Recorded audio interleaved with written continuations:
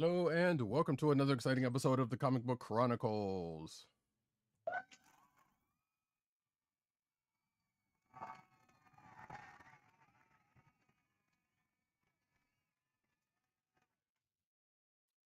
I am your host, Roddykat. You can find me at Roddykat on Twitter. You can find me at News Knows Need on Twitter. You can find me at CBCaps on Instagram. With Columbia down the way. And the sound effects you've heard come from none other than our man in Brooklyn, @agent_70 on Twitter and Instagram. What's up, everybody? You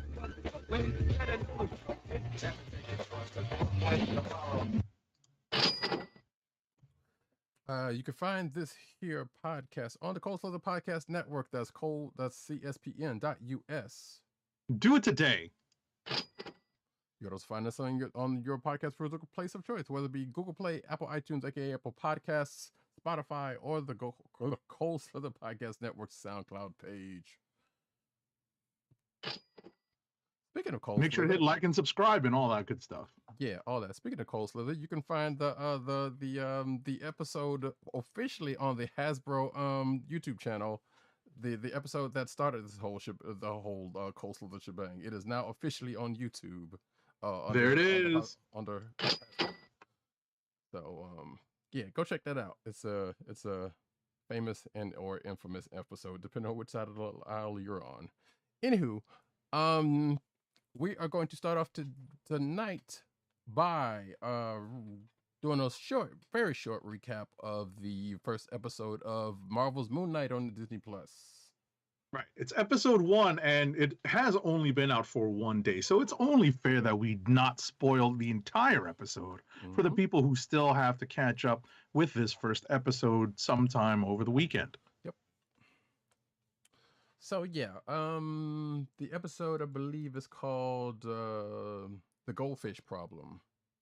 Yes, and you'll find that it is one of the weirder titles that you'll see in television because it is, I guess, a microcosm of the entire episode, but at the same time, it's really a tiny, tiny part of what promises to be a very interesting mystery that's going to unfold probably over the first half of the season.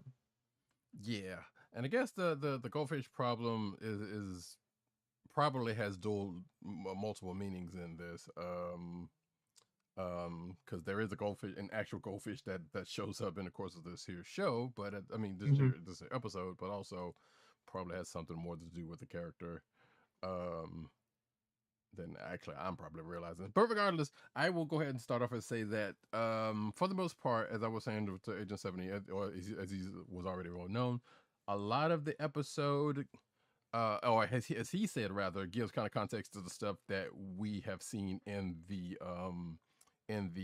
trailers. The first, right, the main trailers, right, leading up to this here episode. So there's not that totally much that's going to be, I mean, granted, like you said, giving context to it, but still, a lot of the stuff that is in there, not really spoilers because it was all in.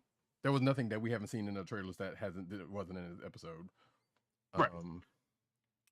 So right.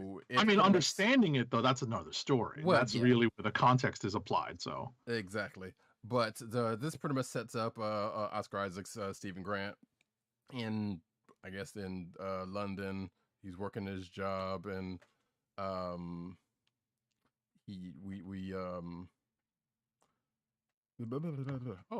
this is lovely that Marvel's doing this, putting names and stuff on their recaps now. They weren't doing that before. Anyway, oh, you mean like adding the character names? Yeah, I did. I don't think I ever did this before. That's kind of cool. It's this is an evolving thing.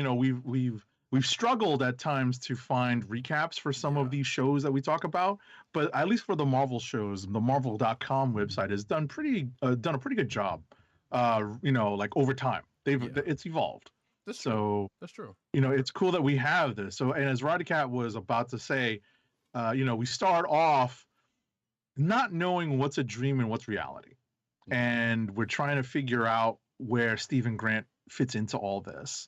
And there are, episodes of, at least when we start, we're trying to figure out if he is not, if he's a sleepwalker, if he's suffering from some sort of sleeping disorder.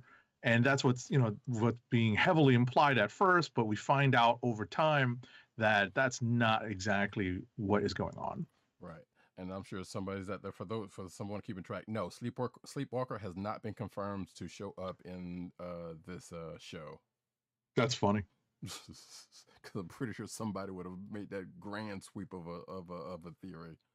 Right. And what's funny is that, just as an aside, very quickly, hold on to your thought.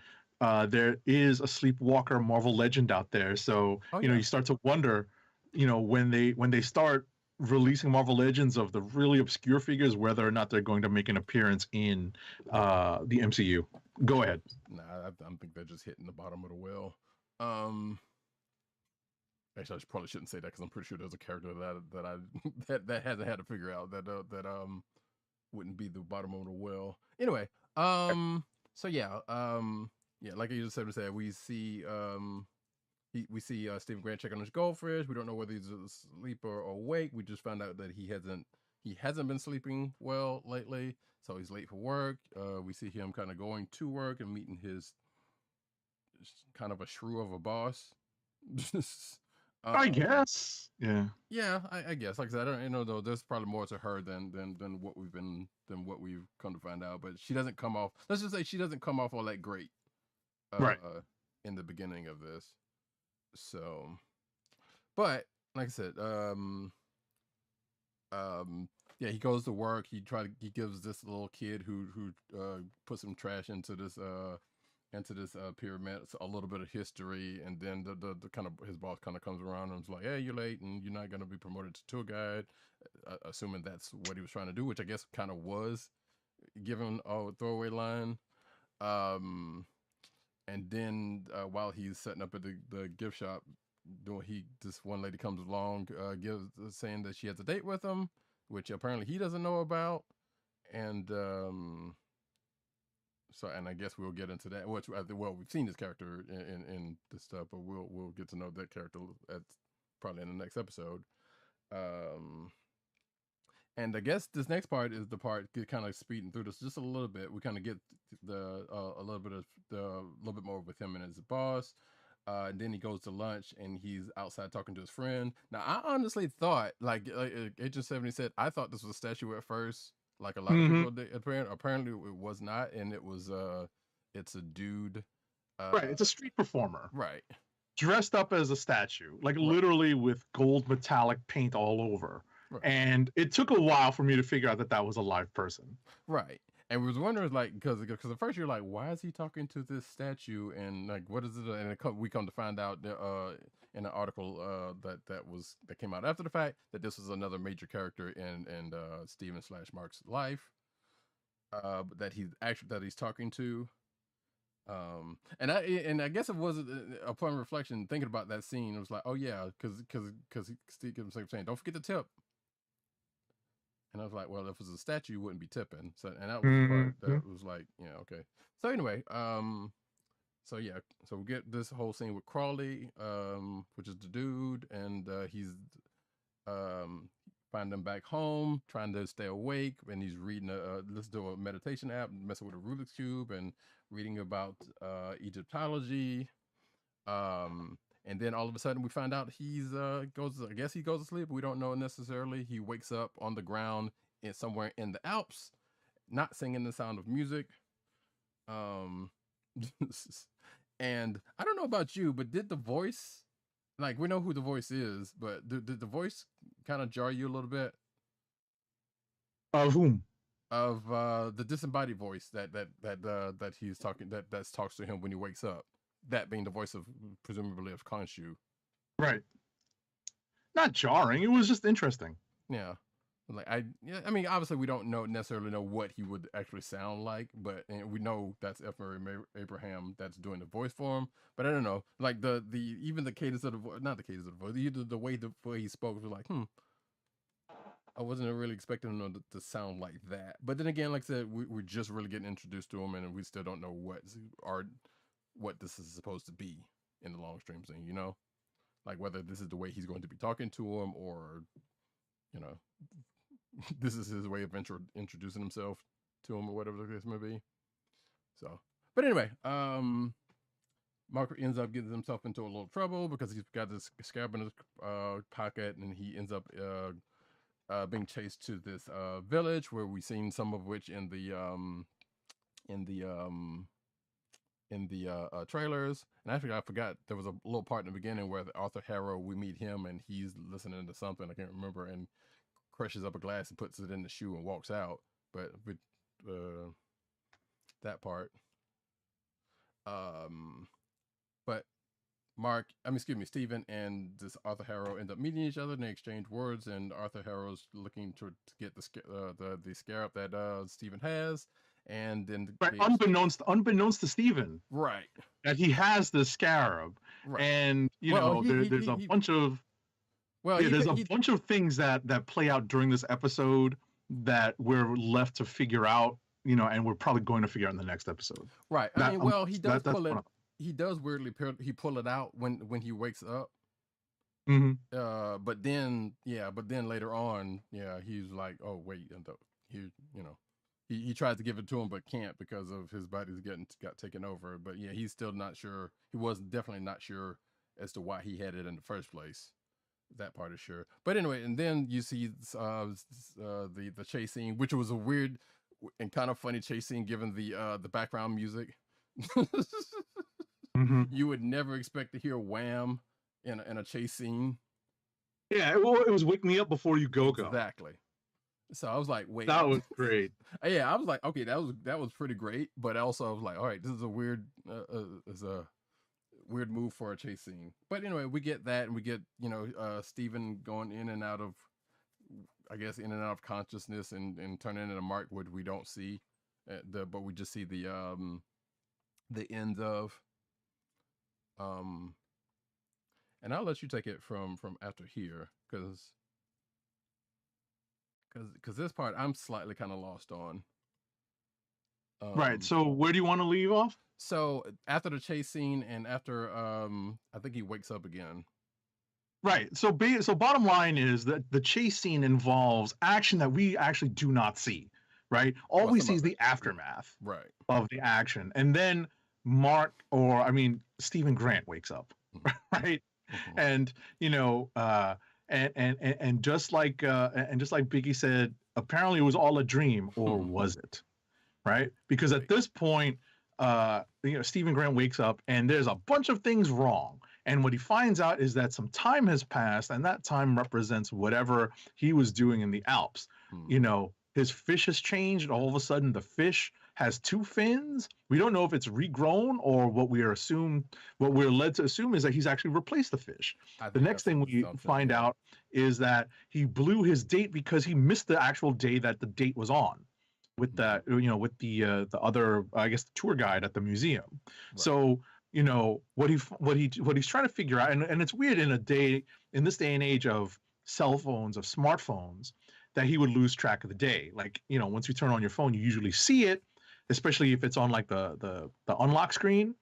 But, sometimes in the rush of things, you just miss that, right? You don't look at it. And so what ends up happening is that Stephen Grant goes back to his flat, which is what apartments are known as in London. Mm-hmm. And he discovers that there are some markings on his floor that lead him to discover that there is a piece of furniture he has to move in order to access a panel that's in his ceiling that's loose, and he finds in there some stashed items. One of them is a Motorola Razr, the old school Motorola Razr, and it's white. Of course it's white. And he opens it up and he finds that there are 50 missed calls in there from a woman named Layla, as well as somebody French. And that's another Easter egg there that we're probably going to get paid off on later. He finds a key in there, and he powers up the phone, and then actually gets an incoming call from Layla, who's trying to figure out what's going on, but she's talking to someone named Mark. She's addressing someone named Mark. She recognizes the tone of the voice, but not the accent. And she asks, why is Mark using an accent? And so since Steven/Mark is not giving her any answer, she hangs up the phone. So at this point, there is a voice that he hears telling him to stop. And when he is in the bathroom, he sees a reflection of himself, and that reflection is actually the reflection of um, well, himself, talking to himself. It's Mark talking to Steven, but then, at this point he runs out of the hall, out into the hallway, and he sees what looks like a beaked figure, and that beaked figure, the comic fans will know to be Khonshu. Mm-hmm. So again, we find that Steven may have been dreaming this whole thing because he wakes up on a crowded bus sleeping. I'm familiar with this feeling of sleeping on your commute on public transportation. So I thought about you Right. in one of those scenes, with that first scene where he was falling asleep on the other dude. Oh yeah, Yeah. I've never done that, but that's happened to me. Right. I Where figured. someone was falling asleep on me. Mm-hmm. Right. I only fall asleep when I'm sitting down, or if I'm standing up, I fall asleep like swaying, but never on somebody. Right. I'm generally holding onto a pole, and if I'm falling asleep, I'll like nod, Right. but I won't actually like lean on somebody. But what he sees is that Arthur Harrow has found his way into London while he's on the bus, and that that connects us to the earlier chasing and that whole scene in the Alps.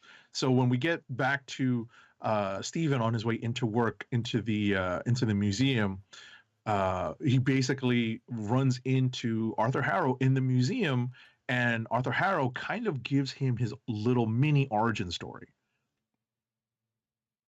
And at that point, he gives he gives his touchy-feely treatment to Stephen Grant, and realizes that there's chaos within him.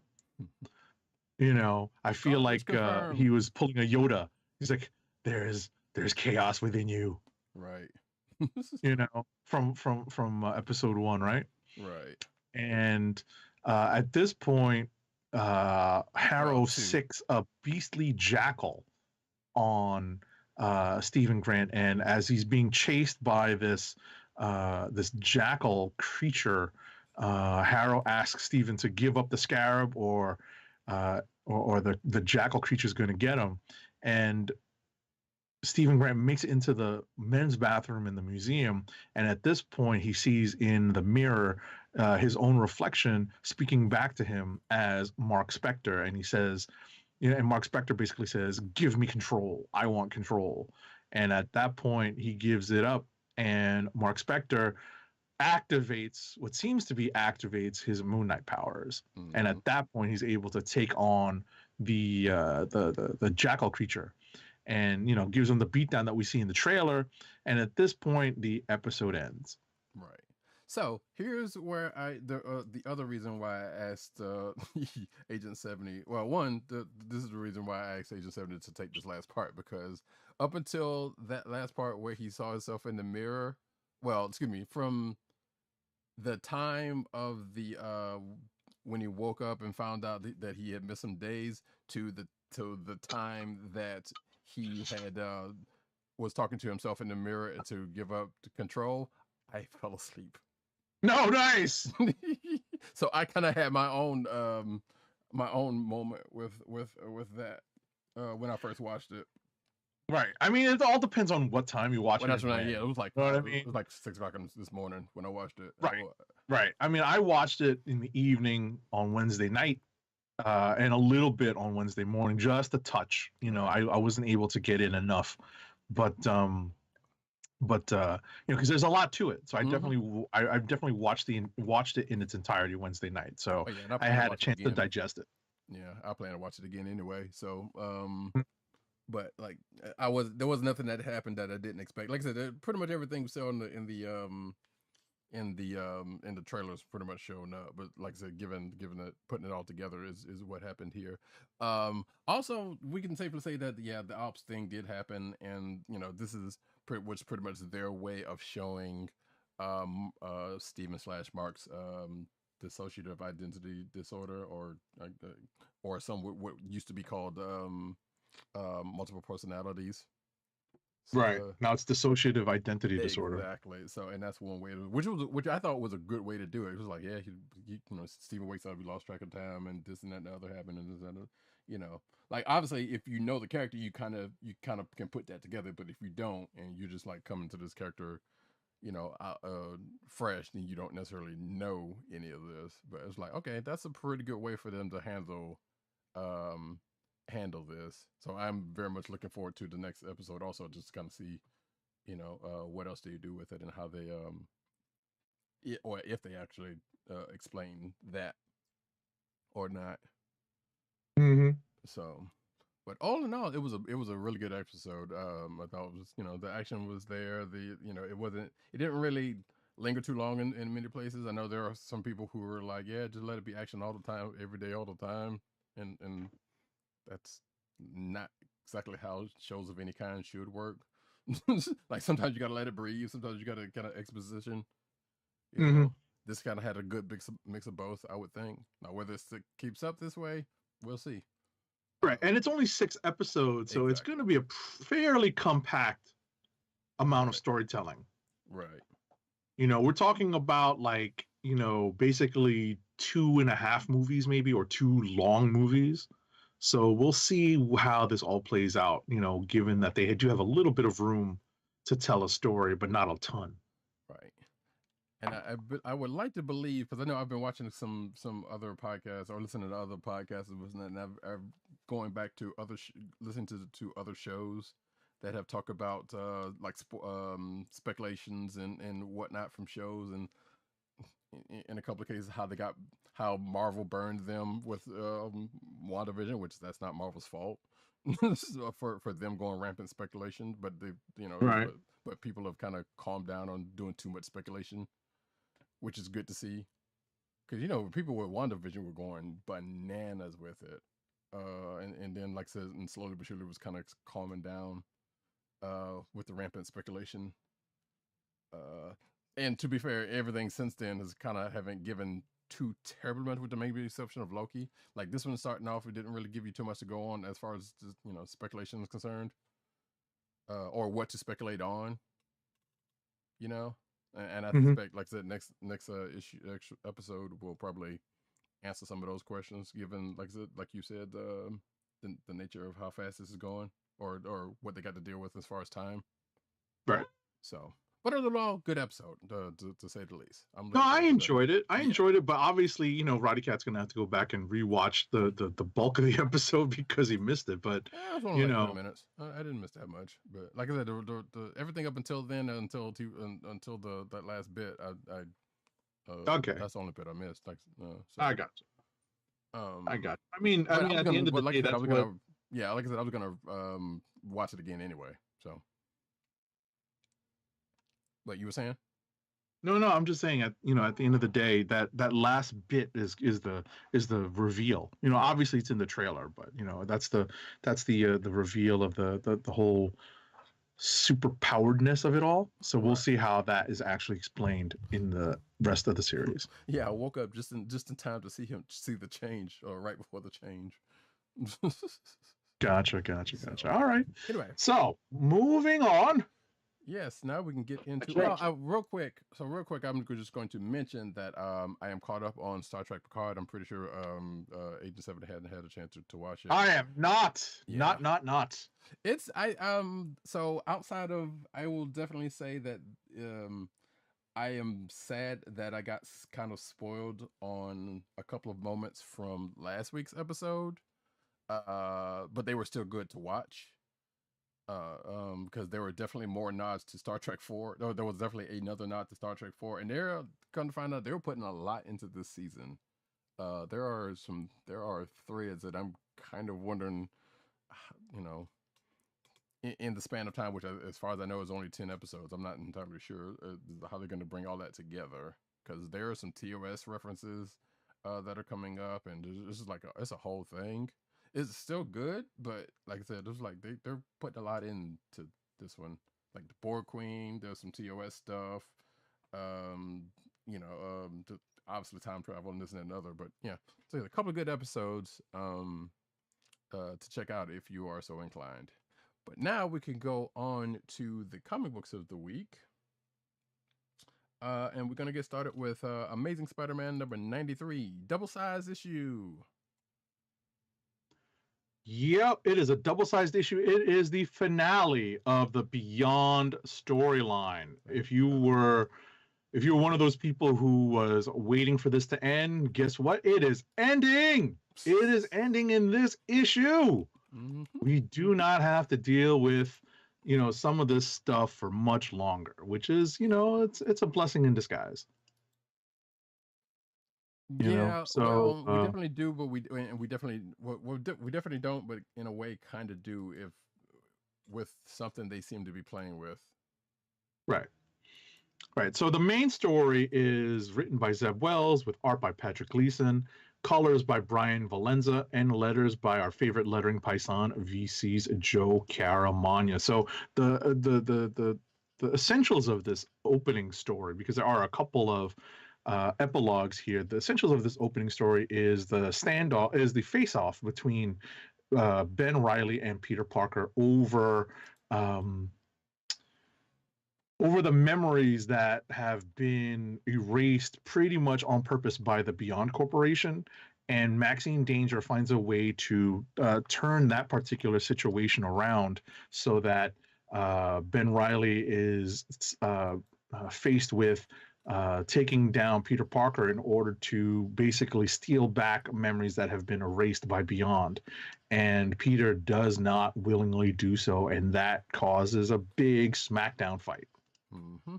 Which I remember them saying, like, hey, you're supposed to be able to feel for one and or both of them at the end of this. No, I don't really still feel for Ben, honestly. Right. Right. But yeah, but outside of that, like, yeah, it was a fairly decent end to this. I am one of the ones who's glad it's over. Like the one thing we've proved from this whole thing is that Maxine Danger is really good at her job. Right. Well, pretty good at her job. She didn't get rid of the one loose end, but thanks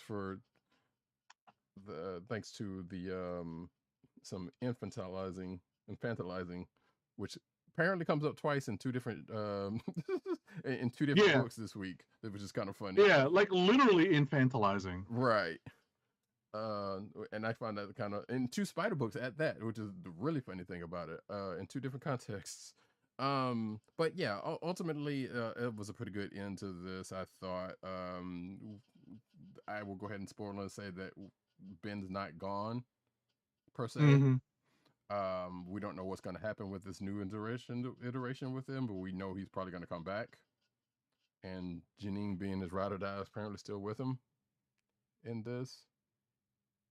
And that whole thing with the slingers wasn't as big a deal as I thought it was going to be, but then again, they didn't really have much time to do anything with. So I'm not sure what was the purpose of even putting that part in.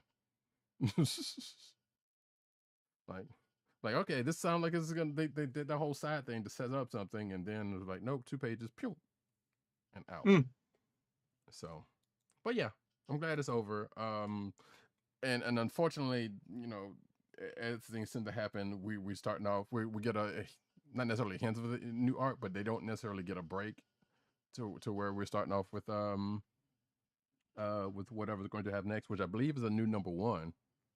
Yeah, it's a new number 1. Yeah, and we have gotten shades of what's going to happen with that, because I think we've talked about it in the past, but like I said, we kind of get the impetus for that.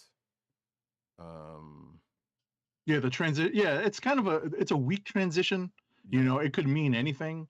And obviously, we as comic book reviewers and podcasters do look at solicitations, so we have an idea of how Spider-Man number 1 is going to start.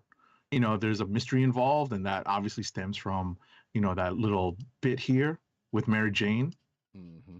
So, we'll see how that goes in the new upcoming number 1. Yep. So from there, I guess we can go to one of the other. This is Spider Week, folks. Yeah, there are plenty of Spider books out. I happen to take a look at all of them. Some of them I read more closely than others. Yeah, even one that's ending.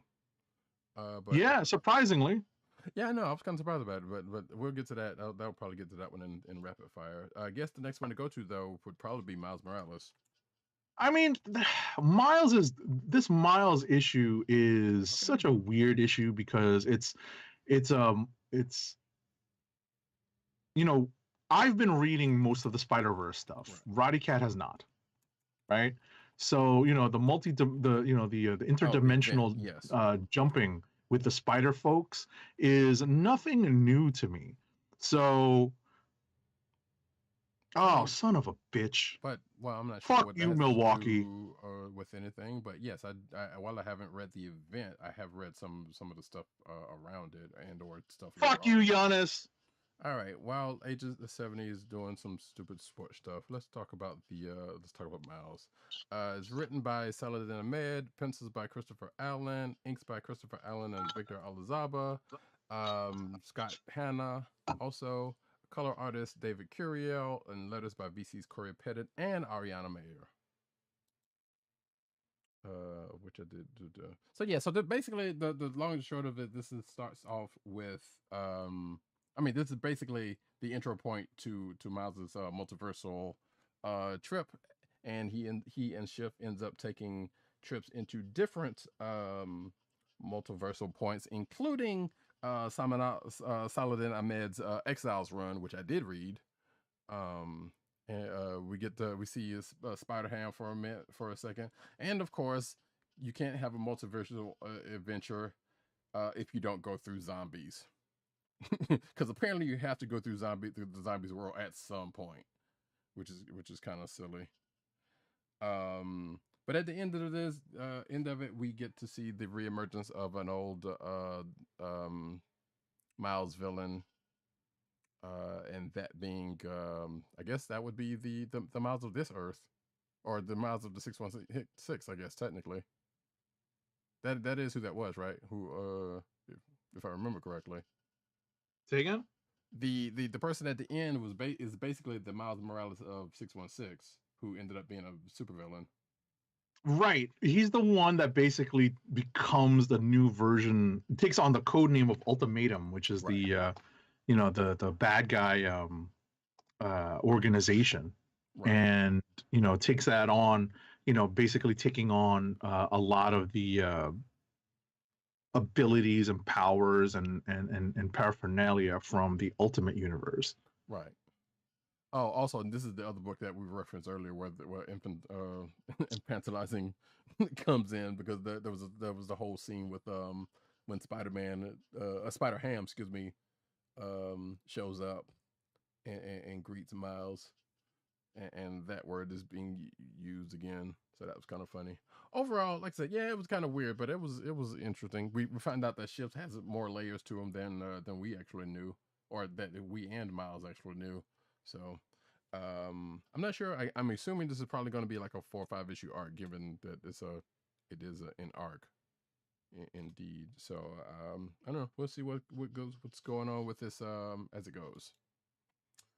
Was there a particular Spider book that you wanted to?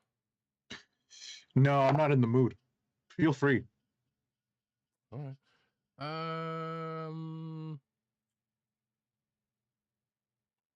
I guess Silk number 3. I thought it was pretty good. Actually, it was a potential click of the week for me. It is written by Emily Kim, art by Takeshi Miyazawa, colors by Ian Herring, and letters by BC's Ariana Maher. So, basically, part of the book is like, well, after the events of last issue and the team up with Luna Snow, the Cindy Moon, aka Silk, is trying to still figure out how to get her life together, or find out where her life is heading, and I'm sure some of us can relate to that. But it comes down to one of J. Jonah Jameson's rant, and a talk with a friend of hers who kind of puts her on the road to at least solving one of her issues, and that is, or at least how to find this particular bad guy that has been plaguing her in the last couple of issues, which leads into a fight and ends up not going quite well for Silk in a certain way. In fact, we get a new version. Some would say a new version of Silk that belongs in a future time, very very early, in the form of Old Lady Silk, and I will say that as much. But there's a pretty good, there's a pretty interesting talk about social media and influencers and followers and that kind of stuff that I enjoyed in the course of this in the issue, and the understanding or not understanding of vloggers, which I guess, you know, even as a podcaster, like you know, even though I'm of a certain vintage, I don't understand some of the ways of the younger folks in this blogging thing. And but Emily Kim seems to have nailed the pulse of it pretty well from what I could tell. So that's what made this this particular issue enjoyable for me. So yeah, and I think this is what 3 of 5, if not mistaken. It's 5 or 6. I can't remember because I don't know. This is not a ongoing. It is not an ongoing. Yeah, I don't care. Ongoing series, which is sad because, like I said, I like Silk, and the creative team has been doing pretty good work. Yes, 3 of 5. So there we go. Is that what it says on Diamond? This is what it says on Amazon. Oh, okay. I was about to say I haven't seen it on. It's not. It doesn't list it on Comic List. So, right. But I do know that's why I was curious. Yeah, but I do know it. We have seen things where it said it is definitely not an ongoing. Right. I mean, that's how they've broken up the last couple of Silk series. Right. So it's not a surprise that it's a limited series. Right. So, but anyway, we can go to rapid fire unless you got another book you wanna. Nope. Okay. Rapid fire. Spinning it up. I ain't got time to move.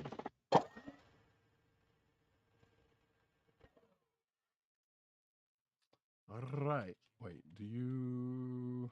Well, it looks like I got more. You have more books than I do, so I guess I will go ahead and go. Starting off with Aquaman #2, script by Chuck Brown and Brandon Thomas, pencils by Sammy Basri, inks by Vincente Cifuentes, I guess. My apologies if I messed up your name. Colors by Adriano Lucas, and letters by And World Design. Oops. So yeah, this is the team up between Arthur Curry and Jackson Hyde. Unfortunately, unbeknownst to Jackson Hyde, Black Manta is also in this team up, and he's none too pleased. And Jackson is none too pleased to have his father there, because, you know, Black Manta, if folks not knowing, is pretty much one of Aquaman's greatest villains. But apparently he and Arthur are working together. Like I said, Jackson had some issues with that in the beginning before he stormed off and called a family meeting, because he thinks that, you know, something's wrong with Arthur because of the fact that he's working with Black Manta. Meanwhile, Arthur and Manta basically are trying to deal with the cause of some other random or seemingly random issues that have been happening in other places, while Jackson goes off to interrogate Ocean Master, who apparently knows a little bit about what's going on, but you know, doesn't want to give up the goods until Jackson starts doing some blood bending. Fans of the Avatar class Airbender knows exactly what I'm talking about. Next up, Batman Beyond the White Knight #1. Pardon me, folks, while I'm writing this down. So yeah, this is a new miniseries in the world of the it is under DC Black Label at this point, now that I think about it, but it is Elseworlds story. But it is one that I've been enjoying following every time I've seen one of these books. And apparently there's another one coming thanks to something that gets set up in this issue. Script and art by Sean Murphy, colors by Dave Stewart, and letters by And World Design. And this is also another potential click of the week. So if the title suggests anything to you, Batman Beyond pretty much comes into play here. And that means the suit and Terry McGinnis, who we see at the beginning of this, who is working with someone to find a particular suit that Bruce Wayne owned or at one point in time, and that ends up, of course, being the Batman Beyond suit, which Terry does get away with, and we've come to find out that this person is Derek Powers, who has been doing some shenanigans since Bruce Wayne has been locked up this whole time. Bruce Wayne has been pretty much in trying to be a model prisoner up until this point, because once he finds out that this particular suit is out there, and the fact that Gotham is now pretty much almost in the same situation as Future State got him into, with armored cops and on one side and the cops on the other, and the regular cops on the other side. Like, this thing definitely has some Future State vibes to it, and it was like, I don't know if that was intentional or not. But we also see a little quote unquote bonding between Bruce and Jason Todd, and some other stuff going on with Harley and her kids, because some time has passed since the events of the last mini series that was set in this world, because her kids are grown up and one of them's more like her than not. And that whole thing with Jason Todd, like I said previously, kind of sets up another mini series that's going to be coming out at some point soon, but I'm not sure where, but they definitely said it in the course of this book. But overall, this sets up Bruce Wayne to kind of get out of jail to kind of deal with the issue, you know, and we'll see what happens going forward from there, and maybe even mending more bridges that he has burnt over the time. My next book, Shadow War Alpha #1. I know Agent 70 said that I could spoil this for him, but I won't. He kind of thumbed through it, so he kind of knows what's going on. Go ahead. So, I'm not gonna spoil it for other people either, but that's why I took something out of the news for that particular reason. Matter of fact, I can take another one out for that. Bless you, for reasons also. But it's written by Joshua Williamson, pencils and inks by Victor Bogdanovic, inks by Daniel Henriquez, colors by Mike Spicer, and letters by Troy Pateri, not of ALW apparently, or at least it doesn't, or it didn't say anyway. I'll put it that way. So yeah, Shadow War is pretty much the culmination of the Bat books and Deathstroke, because we've seen some stuff going on in Deathstroke. We've seen what's going on in the pages of Robin, Robin also being written, and Deathstroke also being written by Joshua Williamson. I don't know, I think he might have been doing some Bat books. I can't remember if Joshua Williams writing those also, but regardless, as I told Agent 70, there are shades of when Captain America died, because there is a death in the pages of this, of some would argue a major villain or character, but you know, but things from other books supposedly have been leading towards this, which leads let's say some rallying of the troops and some tears and some bonding between characters who haven't seen each other in a while. And it's a pretty decent setup, including the kind of sort of swerve, because you think someone did it because that person showed up, but and did the deed, but that person was also set up. So it's a little bit going on. So there's going to be a three or four-way thing going on with this Shadow War thing, as to find out who's behind it. My money is on Lex Luthor, because he does show up in the pages of this book in like one panel, but you know, you can pretty much put that on anything in the DC universe. Let's see. But yeah, that's it. It was pretty good. Like I said, if you've been keeping up with Robin and Deathstroke recent books, definitely some of this is will be of interest to you. Let's see. Spider-Woman number 21. Also another particular click of the week, and also sadly the last issue of this book. It's written by Carla Pacheco, art by Perry Perez, color artist Frank Darmada, letters by VC's Travis Lanham. So, last issue set up this pretty much Jess's own version of the Sinister Six, that is called the Iraq 9, if I'm not mistaken. Based on a bunch of people past and more present that she has fought over this last couple of volumes. And like I said, there's at least one from her past dealings, from way past dealings that show up. And this whole issue is one big knockdown, drag down fight between her and all of these folks. Right. People who I've read this book, people who generally would pass the lowest level of muster when you're talking about a Jessica Drew Rogues Gallery, basically. And like I said, most of it's newer people. Cause like the one older folk, the folks older ones still, like Agent 7 said, it's kind of past his muster. Barely passes muster. Yeah. Right. So, but yeah, like I said, it was a big knockdown, drag down fight between them and her and a couple other people. And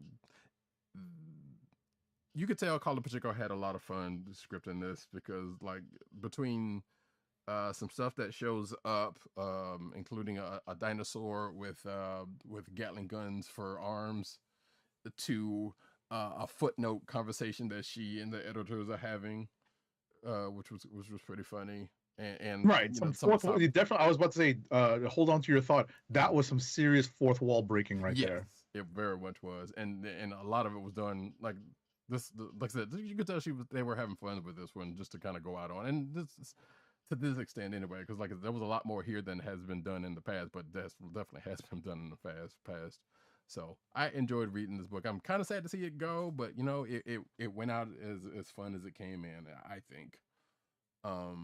That being the case, I don't know if they're ever going to come back on the one thread that they were supposedly getting on to next, and that was the Madripoor stuff, but who's to say?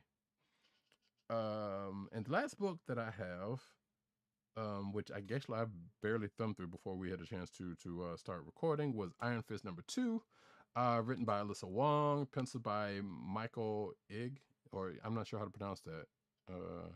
It's definitely not just YG. And Sean Chin, inks by Michael Ig and Victor. I was trying to find a pronunciation of that, I promise folks, before the show, and I couldn't really find a good one. Victor Alazaba, colors by J. David Ramos, and letters by VC's Travis Lanham. Did you read this? I did. Go ahead. Okay. The only thing I remember from skimming through this book is that the new Iron Fist, and who is Lin Lai of Swordmaster fame, quote unquote, and Min Mei, not Min Mei, that's Robotech. Yeah, I was about to say that's another character. Every time I see her name, I keep thinking Min Mei from Robotech, and I'm just like, I got to stop that. She's gonna sing a song for us next. She actually did sing a song during the Yeah, she was mouthing some Korean lyrics, some Korean, like a K-pop song. Actually, I think it was supposed to be a Luna Snow. It was, yeah. So, and they were in this area of Shanghai trying to get rid of some of the shards. Apparently, Daughters of the Dragon and Danny Rand show up, and Luke Cage all show up. Which, by the way, happy 50th anniversary to Luke Cage. There's an article in the show notes about that in the clickbait section. But yeah, so they're all talking about Lin Lai and I guess how Danny's feeling about that. But of course, Danny's going to get involved, you know, one way or another, because you know that's kind of how it is.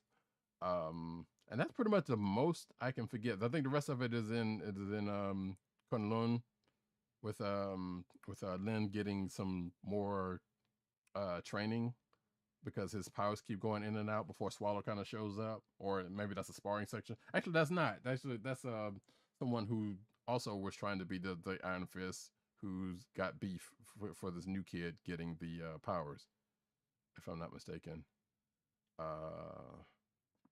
But next, Swallow shows up, and some other things happen, and there's still some there's a there's an anime villain that shows up at the end of it.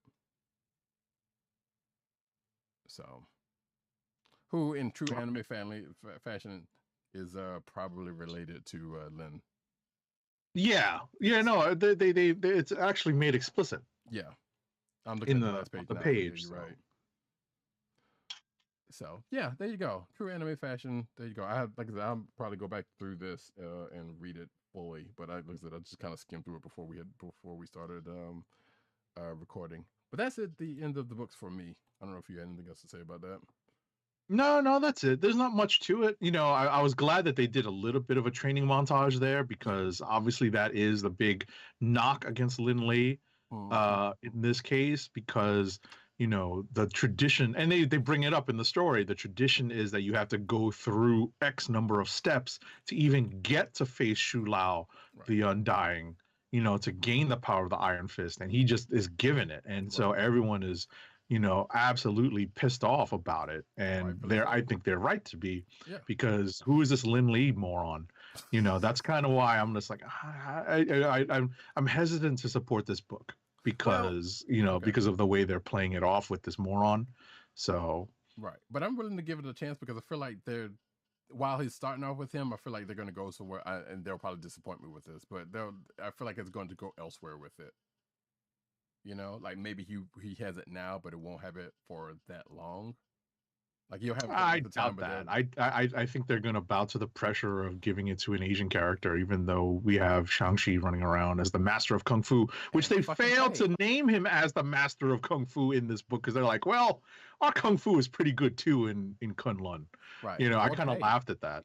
Right. Yeah. I did. I think I do remember reading that. Or like we've established before, Pei, who is actual an Iron Fist. But all right. But moving on to the books I have for rapid fire. Captain Marvel number 37 is written by Kelly Thompson, with art by Julius Ota, color art by Ruth Redmond, and letters by VC's Clayton Cowell. So this is a fun little read with a lot of guest stars, mainly Monica Rambeau, which is where Roddykat's interest will come in, but also the new binary character who, without spoiling things, has become an entity unto herself as the result of events of recent issues. And so part of this issue is really about helping Binary, this new binary separate character, find her place in the world. And part of that is with a road trip to across America, ending up in where else are they going to be able to have an all-night dance party with Captain Marvel, Spectrum, Binary, She-Hulk, L'Oreal, Jessica Drew, Spider-Woman, and Hazmat, but Las Vegas. And so it is a ton of fun for them. It's an interesting read. I had a good time reading this. It's an interesting kind of, it's not a filler issue. It's definitely a transition issue, because they're just coming off of this big interstellar story with that involved the creation of this separate binary character, and now they're putting Carol back into space, while I guess they're going to leave some of the spotlight on the binary character as a major supporting character in this book. Next up before you go any further, how many episodes do you have? I mean, how many issues do you have to read if you want to know about this binary character? A few. Okay. I think you have to go back at least 4 or 5 issues. Gotcha. Okay. I mean, they read quickly, and we have access to them. Sure. We have our review copies, so it won't take long, but it'll be a number of issues that you have to flip through. Right. I mean, for what you said I want to say, I think it's at least 4, maybe 5. Right. For what you said about this run, it's been off and on pretty good from what I remember you've reading. So. Okay. Yeah. I mean, that's why I check in on it once in a while. Gotcha. Because it actually is. The comics are good. But if it loses my interest, I might skip a month.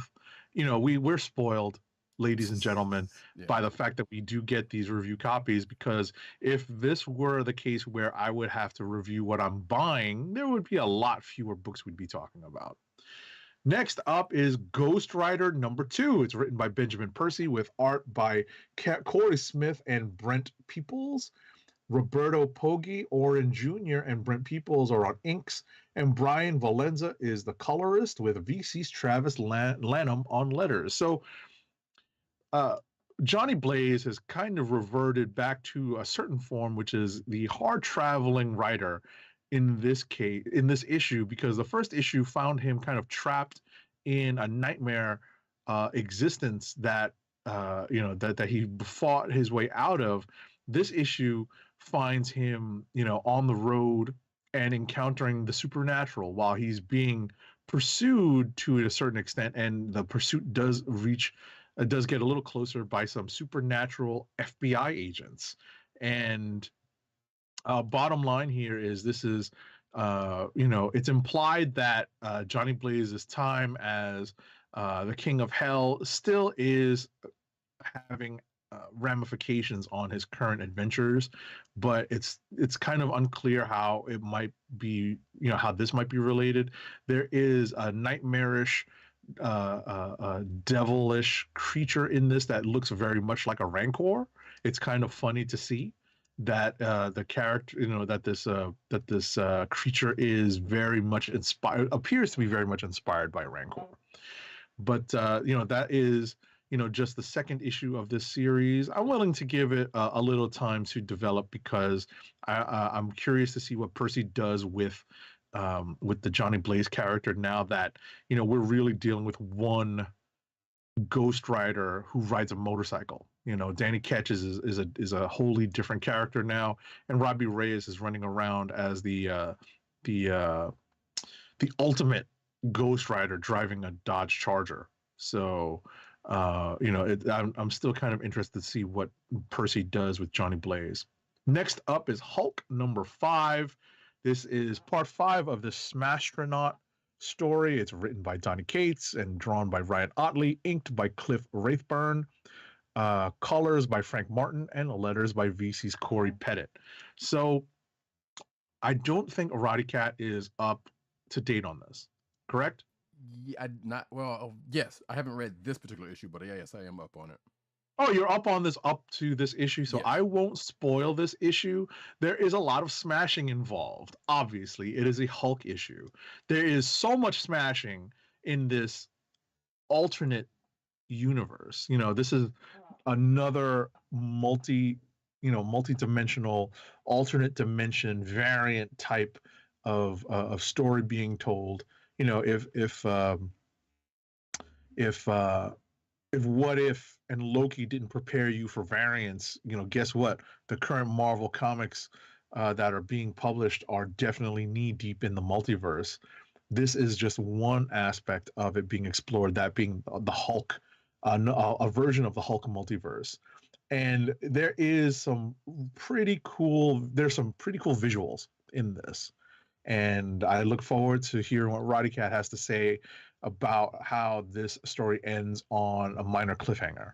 So next up for me is Hulk Grand Design Monster. So this is a Jim Rugg production. And it is in the vein of X-Men Grand Design by Ed Piscor. It is a pretty fun read because I'm so familiar with certain parts of this book, much like the X-Men Grand Design, but a lot of these panels are basically, reinterpreted from things that I grew up loving to read. And it basically goes from the introduction of the Hulk all the way to Hulk 300, which is a very close, I have a very close affinity with that issue because I just definitely loved that, the savage Hulk rampaging through New York with no care for what he did to any of the heroes. So I know I've talked about that issue before here on the show, but it was just a lot of fun. And I definitely think it's worth it for Roddykat and for anyone else listening and watching this to take a look at Hulk Grand Design Monster number 1. It looks like it is the first issue of, I'm not sure of how many. To be honest, I don't see it here on Comic List. It may be on the Penguin website or Diamond. But at the end of the day, this takes us through Hulk 300, and I would presume that there might be 2 more issues to cover the rest of the Hulk history to date. Right. That's just a guess on my part. That's pure speculation on my part. And I think that's kind of how X-Men Grand Design did also, if I'm not mistaken. Shout out to Ed Piscor for starting that whole thing. I did skim through this while you were talking, and yeah, it does look. I'm definitely gonna go back through it because it does look fun. I've liked these the Grand Design books, or at least this one and that, because I know there was that one and there was another one that came out. Right, there was another, there was so there was the X-Men, obviously that was the Piscor one. Right. There was the next one was, I forget who did it, but it didn't call to me. It didn't. Right. It didn't appeal to me. Right. So this one definitely appeals to me. So I'm going to keep up with it. Next up is Immortal X-Men number 1. This is definitely a candidate for Click of the Week for me. I would definitely recommend that Roddykat read this book, because this is not like some of the other tie-in books that have sprung out of, what is the new X generation called? I think it's like Destiny of X. Destiny of X, right? And prior to that, there was another one, and some of these books have come and gone, but I think Immortal X-Men will have a little bit of staying power. It's written by Kieron Gillen, with art by Lucas Werneck, colors by David Curiel, and letters by VC's Clayton Cowell. So much of this book is told from the perspective of Nathaniel Essex, aka Mr. Sinister. And there is just a lot. You could tell Gillen is having a ton of fun writing Sinister's dialogue, as well as detailing some of the political machinations that are happening in and around the Quiet Council as changes come in the wake of the resurrection of Destiny and what has been revealed as a result of Moira McTaggart. And there is a big reveal at the end of this issue that does tie into Moira's story, which is why I'm telling Roddykat that he should read this book this week, because there are hints that Sinister has far more to do with what may come along, with what may help resolve this, Krakoa era of the X-Men. They actually do make some snide comments about Utopia, about the utopian time. They compare, they call Utopia just a rock as opposed to a full island, which is not how they treated it before when they were in the Bay of, when they were in the when they were in San Francisco Bay. But I definitely recommend this book. It is a clear candidate for Click of the Week for me. So we talked about the rest of my books, so that is it for me. Clicks of the Week. Clicks of the Week. And by the way, that Hulk, according to Amazon, that Hulk Grand Design is 2 books. Oh, it's only 2. Okay, yeah, because that's just based on how much, I guess, based on how much room they had, how much story they had covered in this first issue. Right, and yeah, and like we said, I'm pretty sure X-Men Grand Design was similar also. No, I think Grand Design was like 4 issues because they had so much to cover. You sure? Because there was like X-Men, X Factor. There was like a mix of like other things that were thrown in there. X-Men definitely had like, I want to say 4 issues. I collected it. I can look that up right now. Okay. Well, while you're doing that, I will go ahead and say that we did get a couple of clicks of the week from our absentee hosts. Dirt says that his is, or at least by proxy, Sonic the Hedgehog 2, the official movie prequel, because his son was into it because of the new movies coming out next month. Which, wow, yeah, it is the last day of it's the last of March, folks. He says it gives full reveal of the look of Knuckles and the backstory of Tails. Anyone looking forward to the film should check it out. And it's prequel, as in Pen Quill or Peter Quill. Quill, because Right. boom. And for Tim, his is Immortal X-Men. That also, so which not that big a surprise. We know Tim is a big X-Men fan, and from what Agent 70 is talking about this issue, it sounds like it sounds like it starts on a pretty good note. So cool. You got yours? Yeah, I'm gonna go with I'm gonna second Tim Dog 98 on that and go with Immortal X-Men #1. I really did enjoy reading this book and can't and can't stress enough that I think this is going to be vital to figuring out where this Krakoan story is going to go moving forward. You know what's funny is that the X-Men Grand Design books, the total is what was, I think, throwing us off. Okay. Each volume was 2 issues, the way Roddykat remembered it, but there were 3 volumes, right? So there was Grand Design, Extinction Agenda, and then Second Genesis. Wow, I don't remember the other 2. Right. So, because they covered it through the 90s. Right. So that's how it followed. Let me pull that up again. I actually had to close my phone. I was getting some messages. Right. So so it's volume 1, and then it goes to Second Genesis, and then Extinction Agenda, Grand Design Extinction. So it's a total of 6 issues that covered the X-Men story. But Roddykat was correct in that they came out in these 2 volumes, these 2 issues per volume. Gotcha. Okay. I just remembered as the total because I was collecting. I was like, wait, there's more. Right. Yes, I don't remember them being that many books. Because I knew I definitely got the first that first set.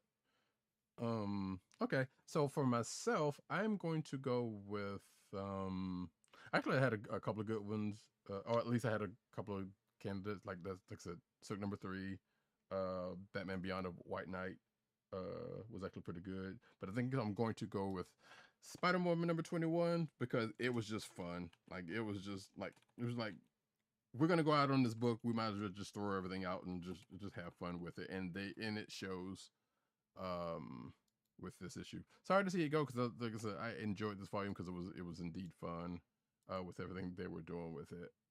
But all things must pass. I guess. And that is it for our books. We're going to go into the news section, but first an ad read.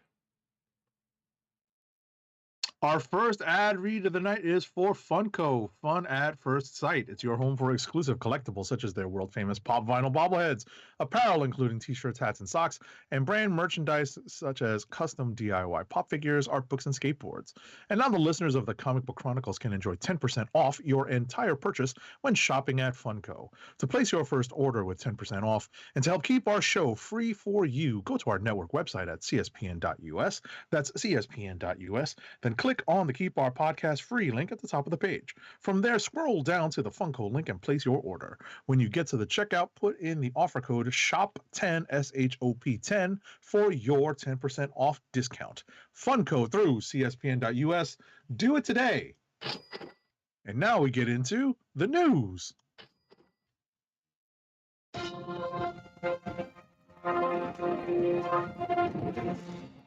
And we start off with cinematic news as we do about this time with a Morbius director talks about Spider-Man's existence in the movie's universe because they really want us to know that Spider-Man exists in the way that Venom apparently didn't apparently do. So yeah, according to the film's director, who was asked about Parker's existence, and he gave a little soundbite saying, "Of course, I mean, in almost all Spider-Verse, or the universes that exist in the Marvel universe, if you read the comic books, the whole idea of that kind of the Marvel string theory, if you would call it that, it's very related to, if you remember, the alternate Seinfelds. I don't remember that. Regardless, he's basically saying, yeah, apparently there was a Peter Parker / Spider-Man in this world in a roundabout way. So, and I guess that there was a Seinfeld quote having to do with some DC thing in there, which I'm not going to go into. Next. Production on Black Panther Wakanda Forever has finally wrapped, according to social media posts from key crew members of the Marvel sequel. Filming first began on the film in the summer, continuing through November, and then taking an extended hiatus, partially due to actress Letitia Wright recovering from an onset injury. So after many months, though, it would appear production is finished on the sequel. As noted by the Black Panther Wakanda Forever News Twitter account, Academy Award-winning costume designer Ruthie Carter was among those who confirmed the conclusion of filming. Okay. Cool. So I guess, yeah, they got posts coming then. Next up, Obi-Wan Kenobi will premiere with 2 episodes on day 1 because it got pushed. That's kind of slightly bearing to leave with that title, but it's fine. So yeah, episode 1 has been delayed by 2 days, but we'll get 2 episodes to watch when the show launches on Disney Plus. Announced in a message from star Ewan McGregor, episodes 1 and 2 of the show, not the movies, will now be released on Friday, May 27th, instead of the original May 25th date. While the show, which is funny because now we've gotten used to Wednesday releases, but go ahead. Right. Well, it's still going to be Wednesday releases because the episodes after that are going to be added on Wednesdays. That's funny. Yeah. So I guess they didn't want to push the date a week for whatever odd reason. So yeah. So we're getting two episodes instead of 1, and then another one the next Wednesday after that. So go figure. That's it. Next, Batgirl's Leslie Grease celebrates the end of filming, and so does the DCEU's Black Canary. So they celebrated the final week of filming the DC Extended Universe movie. They posted to Instagram, so good for them. Yeah. Oh, also, sorry, going back on that Obi-Wan thing. It did say something about that the show is going to be premiering around the time of Star Wars celebrations, which is one of the Star Wars conventions over the week. So there's probably some other stuff going on with that around that. Yeah. DC's Blue Beetle rumored to introduce a new villain. Matter of fact, I'm going to take these next couple because they're all related. DC's Blue Villain film rumored to introduce a new villain with a surprising name. And I believe, yes, the next one is the cast. I don't know. I thought I'd taken the first one out, but Sharon Stone is going to be cast as the main villain role, whose name is Victoria Cord. Excuse me. So, and that was according to the Wrap. That's what she's going to play. Little is known about Cord, but she shares a name with Ted Cord, which is, the original Blue Beetle. Or actually, wait, that's not the original. That's a version of Blue Beetle. I don't remember. The Blue Beetle is a blind spot in my DC history, as much as things are. But previous reports about Blue Beetle claimed that Cord will be one of the 2 villains in the film, and that the second being Conrad Carapax, the Indestructible Man, according to this. And I guess going along with that, I'll take this next one also because Mayans MC star cast as Blue Beetle film's sentient robot supervillain. So also according to the Wrap, Raul Max Trujillo will play Conrad Carapax, the Indestructible Man, along with Sharon Stone's Victoria Cord. And there's not much more information about the character outside of that was given. Next. That's you. All right. Now I know. I'm looking for the story. I'm scrolling. All right. So we're up to The Flash. Mm-hmm. Of course I'd get this moron. The Flash is Ezra Miller charged with disorderly conduct, and harassment over a bar incident. So this idiot was arrested in Hilo, Hawaii on charges of disorderly conduct and harassment. According to a police report filed by the Hawaii Police Department, Miller was at a bar yelling obscenities at visitors singing karaoke. They then grabbed the microphone from a 23-year-old woman singing karaoke, that is the discon, and later lunged at a 32-year-old man playing darts, that's the harassment. The bar owner asked Miller to calm down several times to no avail. Bail was set at $500, which Miller paid before being released. What a moron. Yeah, and I think I saw another article about the couple. Yeah, like he was crashing with them or something stupid like that. No, the article I saw was that they put a restraining order on him. Oh, that too. Yeah. So, yeah, like you said, this moron. Nothing else need to be said about that. Sad news. Superman actor and pro wrestler Pepper Martin has died at 85. He passed away on March 18th. I had this in the storyline in the lineup for last week, but I didn't actually put it in. But he had a long battle with cancer, and he was surrounded by a family when he died. Apparently, according to this article. I was about to say, if you're watching the video version, you can see the character from Superman 2 in question. Which I thought this was for some strange reason. I thought Superman 3 this was from, but I don't. And things blend together. So, and I didn't know he was a wrestler. So, but yeah, apparently he played Rocky. He was a truck driver. Hey, if you remember Superman 2, you'll know who that was probably. Next up. Sorry, I'm getting some apparently breaking news on my phone. That's anime related, so I'm trying to read it. So I apologize, folks. Superman and Lois season 3 is officially confirmed by the CW. So if you are a fan of that show, season 3 is in the works. Hey, speaking of, The Flash also got renewed for season 9. Goodness gracious! Right. And yes, these are the only two that were relevant to, if I remember correctly. The CW renewed a bunch of shows. I think these two and a couple other. Well, yeah, Riverdale also, but yeah. Also got renewed. That would be of some interest to these for folks here. Next up, Misha Collins is set to play Harvey Dent in the CW's Gotham Knights. Okay. Misha Collins is making a return to the CW. The former Supernatural star has signed on to the network's Gotham Knights pilot, where he'll play Gotham City District Attorney Harvey Dent, the erstwhile Two-Faced. Two-Faced, not Two-Faced. He might be two-faced at some point. Right. Yeah. And speaking of, I'm sorry. What? Apparently, this is an April Fool's joke. Oh yeah, that people are playing because April Fool's is right around the corner from us. Yeah, so there is some Attack on Titan news that is not real. Yeah, if you are live, if we're recording on the 31st, they start early on April Fool's Day, because I've seen a couple of things recently to be careful. That's why I stopped pulling news yesterday. Anyway, or the yesterday before this recording. So anyway, right. Other Gotham Knights news. The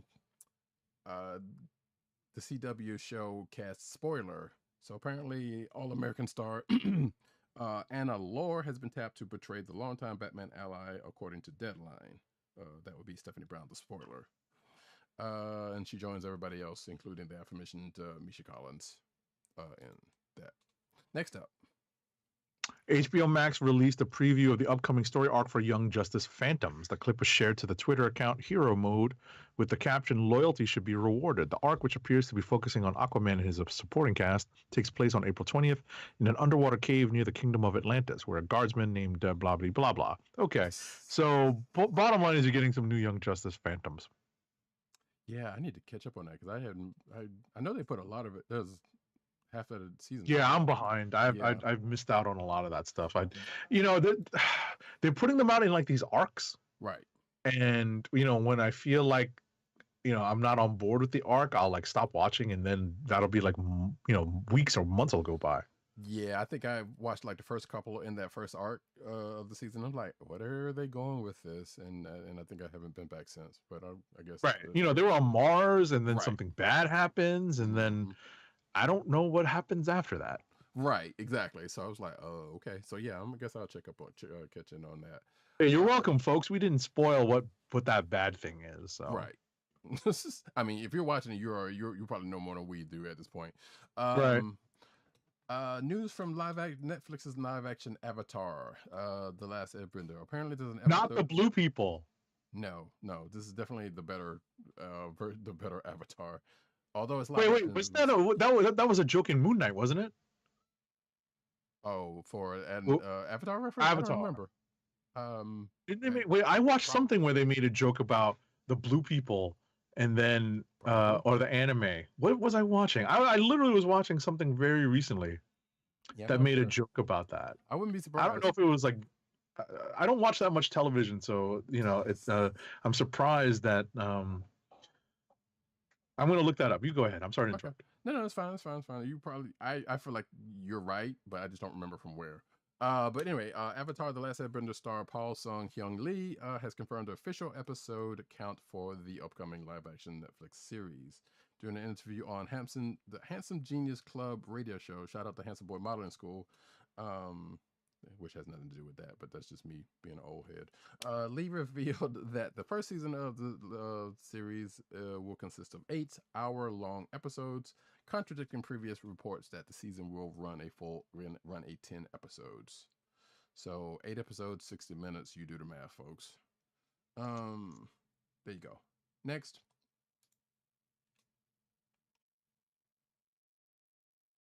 Yeah, it is Moon Knight. Okay. Oscar Isaac makes an Avatar reference in the series premiere of Moon Knight, where he says, you know, the blue people or the anime. That doesn't. Oh, because you probably were falling asleep. Unless that was during that. Yeah, unless that was during that couple of 20 minutes. I don't remember that before that chase.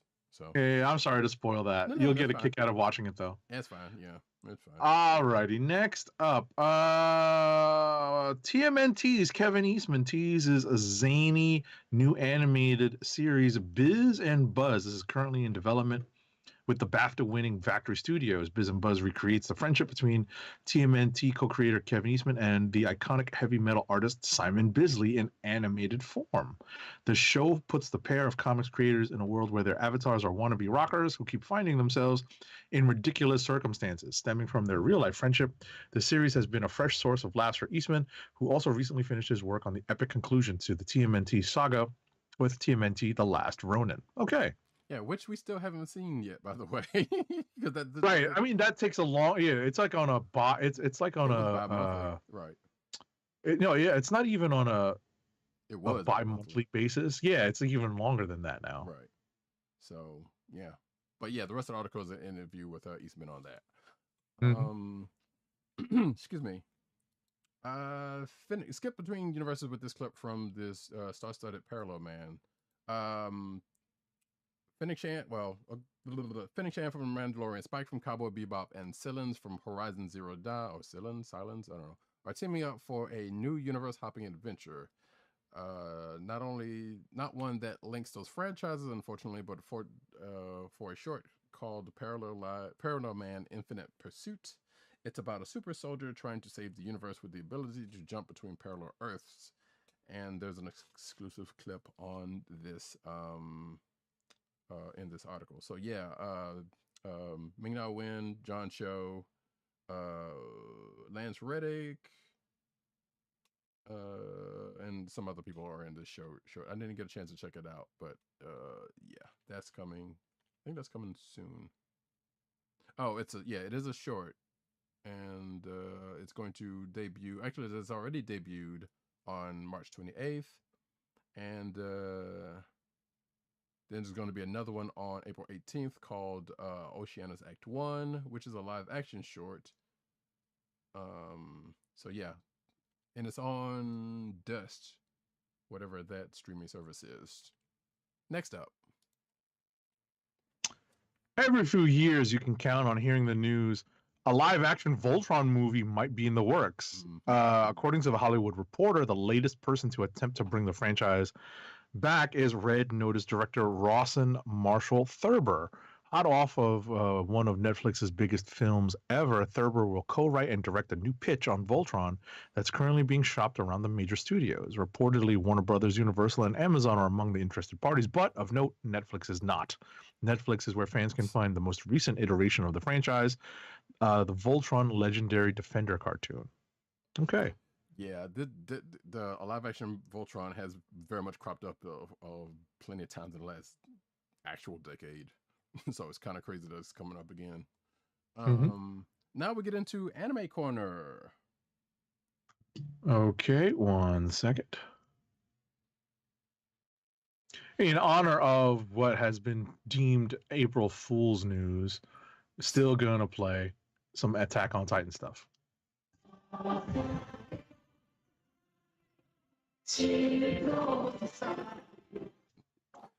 Get patriotic for a country that does not exist. Yes, Crunchyroll to stream Shoot, Goal to the Future, soccer anime. So Crunchyroll announced that will stream the aforementioned title. The first new anime based on Tsukasa Oshima's soccer-themed manga Shoot in 28 years in July. So this is upcoming in July. The company will stream the anime in North America, Central America, South America, Europe, Africa, everywhere, pretty much almost everywhere. So yeah, soccer anime. Although there has been another one previous to this that probably has nothing to do with this. Catch it if you like your sports animes. Next. Okay. I mean, I love Haikyuu. We'll see if I can get into the soccer. Yeah, we don't know if it's going to be on that line or not. Who's to say? So. I mean, thanks to Ted Lasso, I have a better idea of how to pay attention to soccer. But we'll see if this anime, whatchamacallit, helps out. Yeah. So, all right, next up, Netflix's Pacific Rim anime wraps up in April. So the spin-off that Netflix debuted, set in the Pacific Rim world, came out last year, and next month the series will be coming to an end. I have not watched this. The second and final season of Pacific Rim The Black is coming to the streaming service on April 19th and is described as the epic conclusion for the story. Okay. I think I started watching this, but I don't think I ever finished it. Like, I remember watching a couple episodes of this, but then it was like, I'll come back to this. So, yeah. Food Wars, Danmachi, Nozaki-kun, and more to be delisted from Crunchyroll. In fact, that is of today, as of the time of this recording, March 31st. So Crunchyroll announced that over 50 titles will be leaving its streaming service before the end of the month. Like I said, on this aforementioned day. The streaming service did not offer an explanation for the series removal, but it's worth noting. Actually, there was... I believe there was note that it was most stuff from Sentai Filmworks that are leaving there, and they are all going over to Haidai, which is another streaming service of anime proportion. Excuse me. And that may or may not be the reason why all of these are being delisted from or leaving Crunchyroll. So out with some stuff, and I guess in with a whole lot of other stuff that is. There's a list of stuff that is leaving. The only thing that was of note to me was Food Wars. I believe Food Wars, the first couple of seasons specifically, the rest of the seasons may still be on there because I think there are 5 seasons. Akame ga Kill, I think is one people have liked. Outside of that, I don't know too many of these other ones. But hey, you can check out the list for yourself in the show notes. Next up. So in a money move, Crunchyroll announced on Friday that it will no longer offer free ad-supported viewing, starting with its spring 2022 season lineup. Crunchyroll will instead require that viewers have a subscription to access new and continuing simulcasts. The first 3 episodes of the following spring 2022 titles will be available for free ad-supported viewing for a limited time. I'm not going to name them because they're not here. Update: Crunchyroll reached out to Anime News Network with a comment stating that episodes of anime prior to the spring season will still be available to watch for free with ads. The company added that it will continue to make new content available for free with ads, and that it is only stopping the automatic free availability of all simulcast content. Crunchyroll previously allowed free ad-supported streaming for simulcast titles 1 week after an episode premiered. Actually, you just reminded me of something I will put in the show notes, because the I think we talked about the spring titles, one of which is 5 Times Family, which is on that list, but the rest of them I have no idea about. But the trailers, there was a playlist of the trailers, if you haven't seen them before now, that I will put in the show notes. There is an update that said that anime prior to the spring season will still be available to watch free with ads. That's later on down in this article. So this is just a way to get the people who want the new stuff to sign up, especially if they were on Funimation like me. So yeah, pretty much. So next up, JoJo's Bizarre Adventure reveals a trailer from Stone Ocean Part 2. So yeah, there's a new trailer for the current season of series of JoJo's Bizarre Adventure. It was revealed after the Japanese broadcast of episode 12 of Stone Ocean anime and shared online by somebody on Twitter. It says the trailer does not include a premiere date for the new episodes, which is expected to be announced during Netflix anime event scheduled for March 26th, which has already happened, but I don't think I've seen that particular date. So, next up. Bandai Namco Group unveiled a new teaser video and visual for Mobile Suit Gundam The Witch from Mercury. The first new Gundam television anime series in 7 years. During its Gundam conference on Tuesday, the video reveals the anime's protagonist, the first ever female hero in a main Gundam television anime series, as well as her mobile suit, the Gundam Ariel. Okay. Yeah, I did not know that Gundam had not put out anything new, had not put out any new anime in 7 whole years. Yep. I want to say, yeah, because, and I guess that must not be counting, honestly, I don't know if that is counting Hathaway.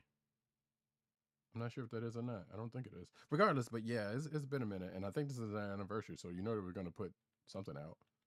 So it's whether, or I think that might have been last year. I can't remember. It's either this year or last year is Gundam's anniversary. Either way, so yeah, look forward to that. And now we're going to go to the comic book news.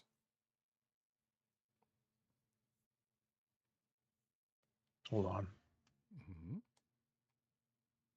Mm-hmm. I need to rearrange my sounds. Yeah.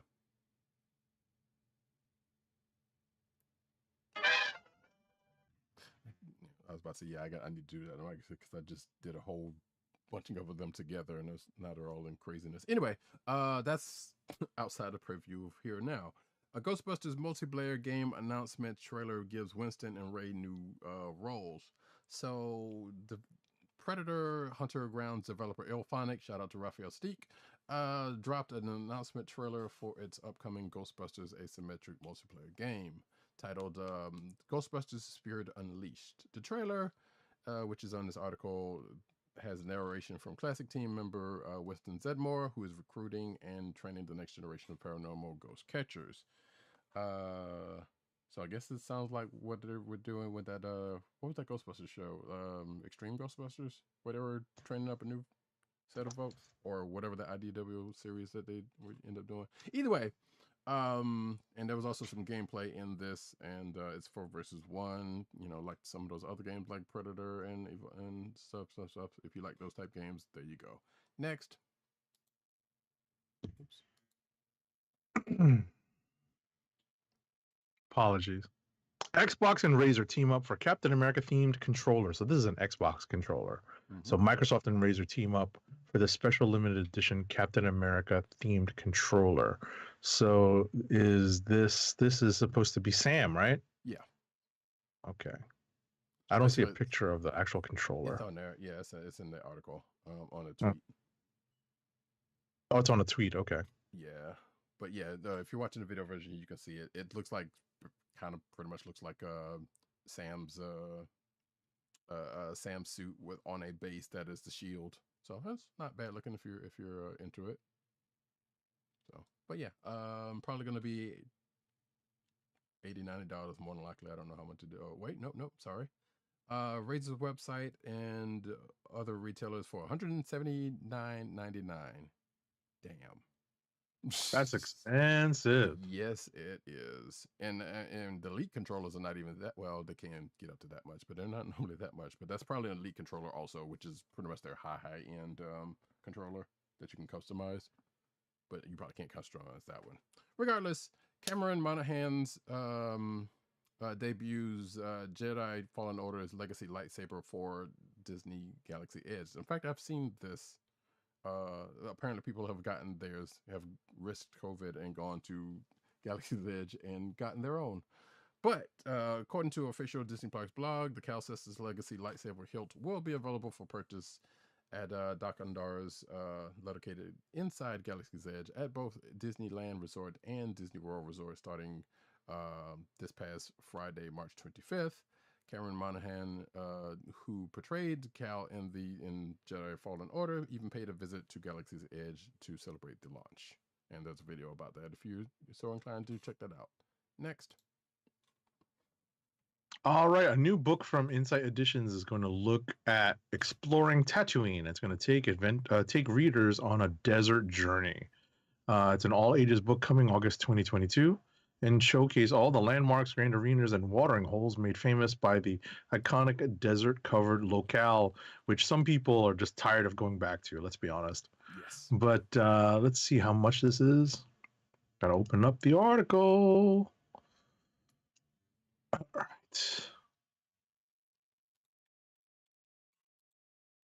Does it say how much it is? I don't believe it does actually. Oh, okay. It's waiting for it to load. It's taking its sweet time. Yeah, it just says when it's available for pre-order. So there's a link to it to where how much it is. $34.99. Ah, $34.99. Okay.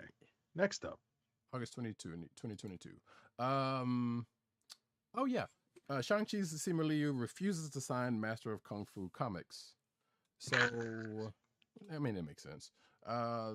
So y'all know who that is, but Simu was at, or I guess will be at AwesomeCon this year. But he has a stipulation in his contract that said he will not be signing any copies of the Masters of Kung Fu Freaks. That is the 70s volumes of Shang-Chi's book, because for obvious reasons probably. Stipulation was added to his upcoming events at AwesomeCon that he will not, like I said, or other comics deemed offensive, according to this article. So that would probably be most of the stuff from back in the 70s. I mean, you know, at the end of the day, the book did evolve. Right. It's a shame because, you know, a lot of people look back on those books and understand the context that they were written in. Mm-hmm. You know?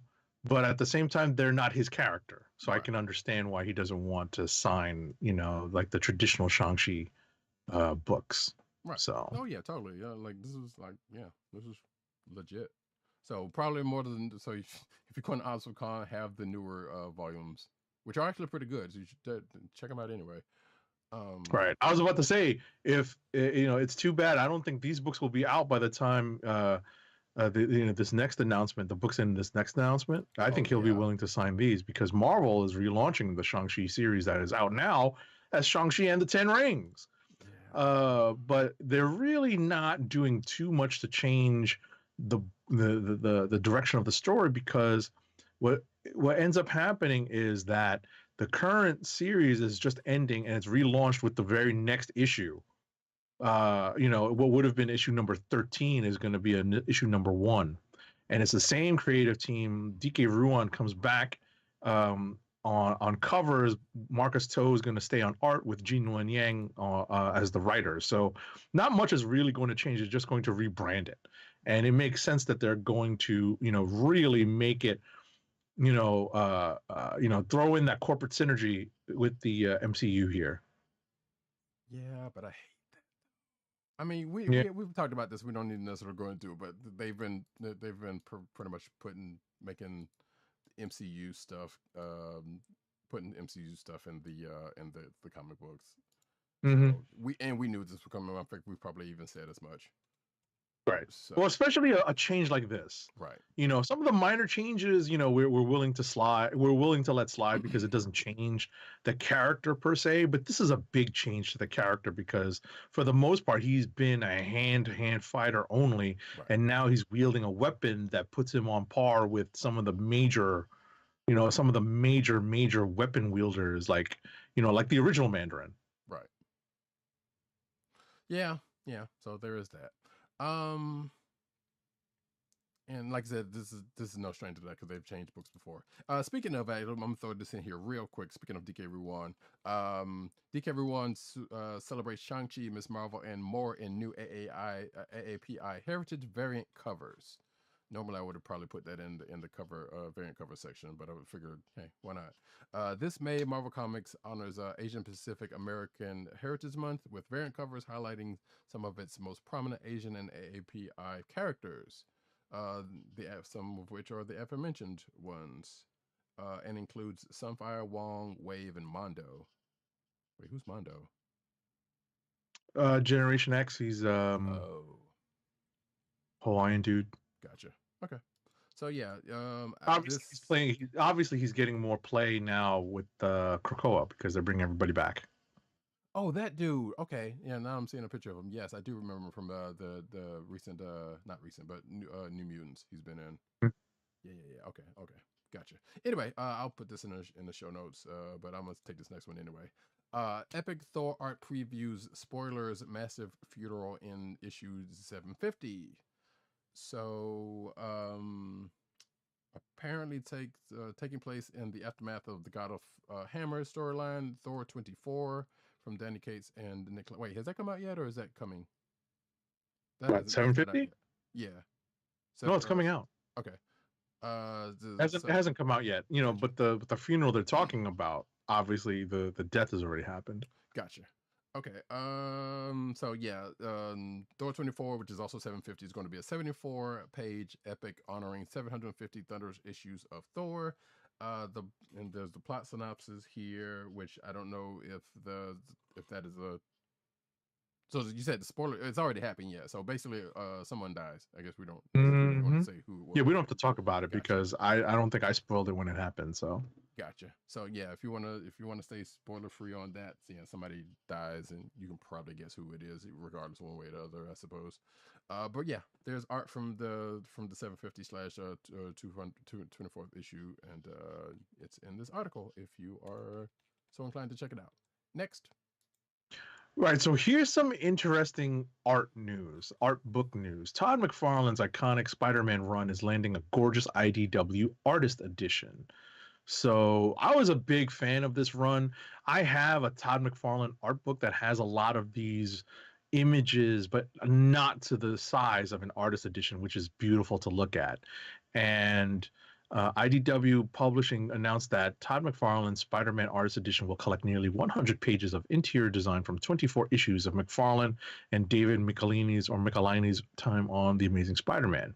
The edition also includes 60 pages from McFarlane's Spider-Man series and 25 Amazing Spider-Man, Spider-Man Marvel Age, and Marvel Tales covers, among others. These artist editions are not cheap. They are hardcover bound. They are really nice to have.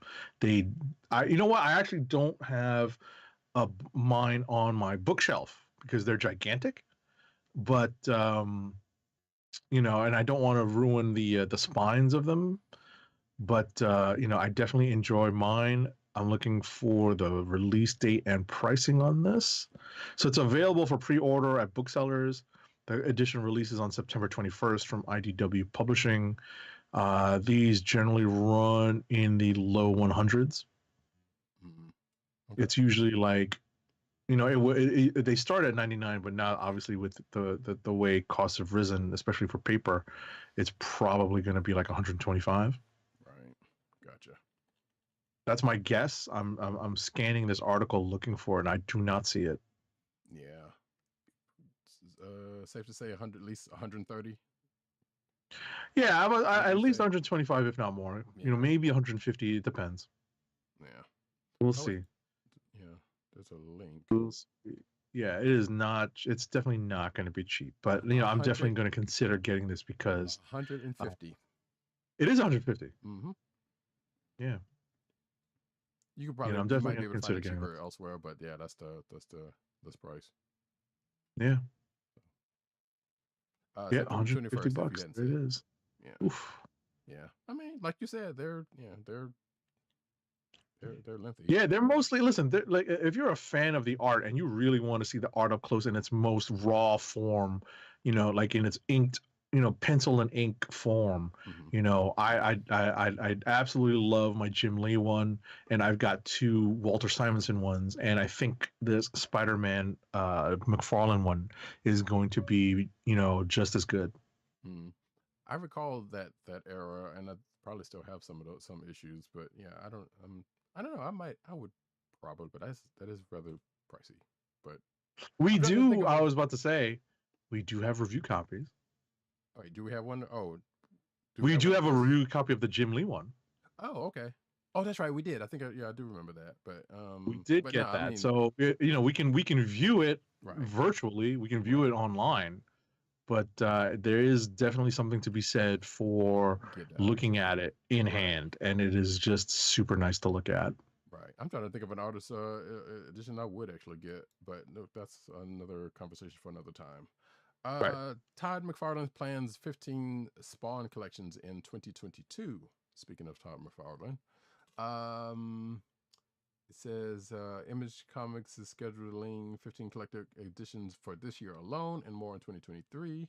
There are some continuations of existing series, including the Spawn Origins trade paperback and some other stuff. And then some new stuff with King Spawn, which I think is a newer series, and some other stuff. So yeah, a lot of Spawn collected stuff that's going to be happening this year. Next up, Image Comics is honoring its 30th anniversary of its first titles. 30th anniversary of Image's first titles. Oh, we talked about that though. I feel like we've talked about this.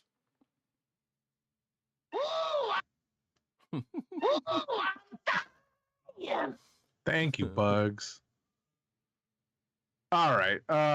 Image Comics turns the clock back to 1992. Oh my God, 30 years ago. 1992, the number. Oh my.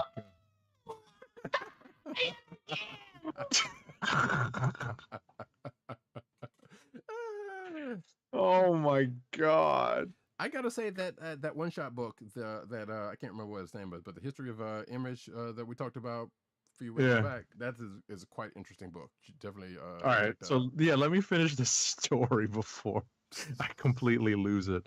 So, Image Comics turns the clock back to 1992 with The Phalanx, a new one-shot from writer-artist Jonathan Luna. Following a successful Kickstarter campaign, The Phalanx #1 is set to hit comic shops on Wednesday, June 1st.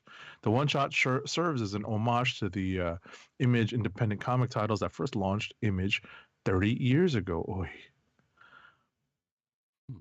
Oh my God. Look at these covers. As Roddykat is probably scrolling through them. My goodness. Yep, he is. Oh my goodness. That is the Wildcats. That's an homage to the Wildcats #1 issue too. Jeez. So yeah, yeah, folks. There you go. That's there. It'll be in the show notes if you're interested. Poison Ivy's new series is a serious love story with Harley Quinn. So yeah, Poison Ivy's newest series, due to be released in June, delves into her on-again, off-again relationship with Harley Quinn, while also touching upon themes of climate change and body horror. You know, writer G. Willow Wilson hinted that the relationship will be one of the main focuses of the upcoming series. This is probably where my interest in this book starts and or ends, because it's G. Willow Wilson. Quote unquote, this is in many ways a love story, she told Entertainment Weekly. I feel like that's not giving too much away, because she says it's on the very first page of the book. So I think fans of the Harley Ivy romance will be pleased, because I think there's no question that her relationship with Harley is now the central defining relationship of this character. And the article kind of goes on from, or the quote goes on from there, but I will not. So next up. So in a book that came out this week, a new trailer for Batman Beyond: The White Knight promises an explosive civil war in Neo-Gotham. So The White Knight was set up to be kind of a political thriller. Curse was set up to be a historical thriller, and this will be a sci-fi thriller. Writer-artist Sean Gordon Murphy says in the video. Okay, so not going to talk too much about this because the book is out this week. And I already talked about it. Right, but at the end of the day, there is a trailer that you can go watch if you follow this link in our show notes. Mm-hmm. DC revealed which A-list superhero has become its Vampire King, which is spoiler alert from this. I think this week's DC versus Vampires #6. Yeah, I'm going to go ahead and spoil it because neither one of us are reading this. It's Nightwing. Go figure. I don't know the impetus behind that, and I'm not reading the book. Don't even care. Next up, but I figured that was interesting to somebody. Yeah, I mean, okay, it's like an out of continuity, variant universe or whatever. Yeah, but that's funny though. All right, DC launches a 2022 round robin competition with no Batman titles. So, DC is hosting another round robin competition to determine its next series, beginning March 29th.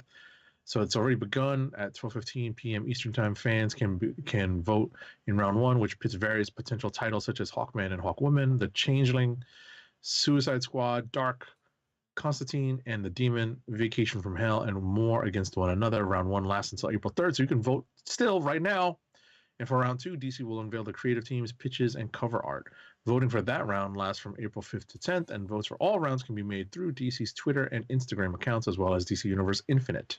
Voting ends on May 17th, and the winner will debut in September as a digital-first series on DC Universe Infinite before arriving in print and on Comixology in October. Are you a subscriber to DC Universe Infinite? Yes. Okay. I resubscribed fairly recently when they had that deal. Okay. I've actually been reading some stuff on there, actually, funny enough. Good. So yeah, so this DC Round Robbins thing happened last year. I don't know if this was a particular reason why there's no Bat books, but a Bat Family book did end up winning. And in fact, that book is out there on DC Infinite and the Comixology, if I'm not mistaken. Because I did see the first issue of that book, but I was like, oh, okay. And I think it's centered around the Robins, if I remember correctly. But there were some other books that I was kind of more interested in about than that, and none of those books made it. So go figure. Also, it's called Round Robins. What were you expecting going to win in that particular instance? Anyway. DC's first Dark Crisis art confirms several major Justice League moments are still canon. So a preview of DC's Dark Crisis Zero Free Comic Book Day Special Edition shared by writer Joshua Williamson highlights the long history of the Justice League and confirms that the several important moments in this team's history are still canon going forward. So I don't think I've seen, there's a art page on here, but not the I guess this is thing with Starro. Okay, and sure. Okay. Anyway, so some stuff on there. Williamson posted a preview page on his Twitter account, and it features art from Jim Chung and shows several iconic moments from Justice League history, including their battle with Starro. So yeah, you could check that out in the article, and the Free Comic Book Day book Zero is coming when that happens. Next up, so apparently they're doing a Japanese-inspired story with the Witcher character, the Witcher Ronin, to be collected this October. So Geralt will take on creatures from Japanese-inspired myths and legends in the Witcher Ronin. So this is a Dark Horse Comics and CD Projekt Red collaboration, which presents a new story in the Witcher universe based on the rich traditions of Japanese folklore. Okay. The trade paperback collects the main story arc of the successfully kickstarted manga and sports a new cover by Jim Bartel. It will be in comic shops October 19th and in bookstores November 1st, 2022. It's available for pre-order on Amazon, Barnes & Nobles, and at your local comic shop and bookstore. All right. First look at Magic the Hidden Planeswalker #1 from Boom Studios. So yeah, there's another Magic the Gathering book. I think this is a mini. Yeah, it's a 4-issue comic book series from comic book and screenwriter Marguerite Scott, artist Fabiana Mascolo, and colors Francesco Segala, with Egg Dukeshire and Gloria Martinelli also on the creative team. This is centered around Liliana Vess, who fans of Magic the Gathering will most likely know. And the hidden planeswalkers she discovered who will change the fate of the entire multiverse forever. And it will be available in April 2021. There are some preview shots if you're interested in the show notes in this article. Next. Power Rangers just answered a huge fan question about the TV show. Really? You can't handle the truth. The latest issue of Boom Studios' Mighty Morphin finally gives fans a look at King Aradon, who was mentioned but never seen in Power Rangers Zeo.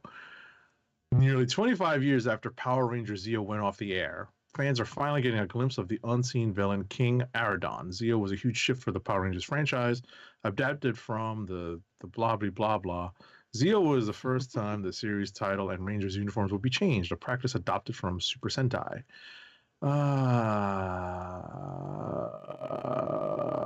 Yeah, so Mighty Morphin number 17 finds the Power Rangers in this situation where they finally reveal this character. So, yeah, I think the character only existed as a piece of exposition, and it was transformed in the comics into a terrifying new enemy for the Power Rangers. Okay. Yeah, I want to say that No, it's probably coming out. I thought that issue that already came out. It doesn't matter. I need to catch up on that stuff. Yes, it's spoilers for Mighty Morphin number 17. So my guess is that it's already out. Right. Last but not least, Comixology rolls out updates following angry user feedback, and boy, has there been a lot. So yeah, the popular digital comic book retailer Comixology was recently folded into Amazon. We already know this. Transition was far from a smooth one. Definitely true. In response to the backlash from users, Comixology is now rolling out a number of updates and fixes to its app and Amazon storefront. I just went to that storefront. It still looks like Amazon, so they didn't really do anything there. We've been busy making updates since the launch of our updated Comixology app and new store. We've listened to your feedback and will continue to share updates and new features as they launch. They could have kept the old site. That's all I'm saying. This is just the beginning, according to the end of this quote. So yeah. Yeah, people did not like this new the fact that it folded into Amazon, and the fact that yeah, it's kind of more difficult to navigate than it was. And not saying it was, because it wasn't, but it's kind of hard to navigate once it got folded into Amazon, and I don't know why they changed it. There we go. And that's it, folks. We got one more ad read. Our last ad read of the night is for Wink, the personalized wine club. Wink is a world of wine delivered right to your door. From rosé to Cabernet to Torronté, Wink has over 100 styles of wine to discover. Ever try an orange wine? Wink connects you to a world of exclusive wines tailored to your taste and delivered directly to your door. Wink delivers 4 bottles of wine to you every month with free shipping. You can pick your own bottles or let Wink choose and match to your taste. It doesn't cost a thing to become a member, and you can skip or cancel anytime. And now the listeners of the Comic Book Chronicles can enjoy an exclusive discount of $20 off your first order. To place your first order with $20 off, and to help keep our show free for you, go to our network website at cspn.us/wink. That's cspn.us/WINC. Wink wines through CSPN. Do it today. Top Cow did a Battle of the Planets comic book. Anyway, They did. Yeah, I didn't know that. I'm going to check that out. It's a while. It was a long time ago now. Yeah, it says 2003 according to this article. Yeah. Huh, interesting. I'm going to check that out. Anyway, this has been Comic Book Chronicles, folks. Thank you all for your coming out. We'll be back next week, of course, with more Moon Knight, more comics, all that kind of good jazz, and whatever else happens to come across in that's not fake news from April Fool's Day. Exactly, and not talking about anybody getting smacked for some joke. Oh Jesus! Actually, never mind. I was about to say there was a smack in that Batman the White Knight book that I was going to mention in reference to that, but I decided not to, and here I just did it. So anyway, I have been Roddykat, and you can find me at Roddykat on Twitter. You can find me at NewsNerd on Twitter. You can find me at CBCaps on Instagram. Agent_70 on Twitter and Instagram. PCN_dirt on Twitter, PopCultureNet on Twitter, PopCultureNetwork.com and his umbrella sites therein. Tim DOGG98 on Twitter, CB Cron on Twitter, which is the Comic Book Chronicles Twitter account, the Click Nation on Twitter, that's the KLIQNATION, all one word, and of course comicbook.com, where he's over there writing his face off. You can find this here podcast on the Coastal of the Podcast Network. That's ESPN.us. Do it today. Wear Coast leather, you'll be joining us soon. Boy, remember them days, huh? Anyway, you can also find us on your podcast brutal place of choice, whether it be Google Play, Apple iTunes, aka Apple Podcasts, Spotify, or the Coastal of the Podcast Network's SoundCloud page.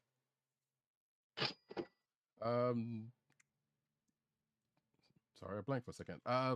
Every week we go live Thursdays, 9:30-ish p.m. on the Click Nation's YouTube channel and twitch.tv/Comic Book Chronicles, all one word. Please give us a follow.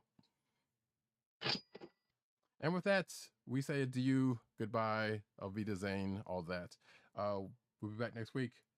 This has been the Comic Book Chronicles. Peace. Peace. One. I love it when a plan comes together.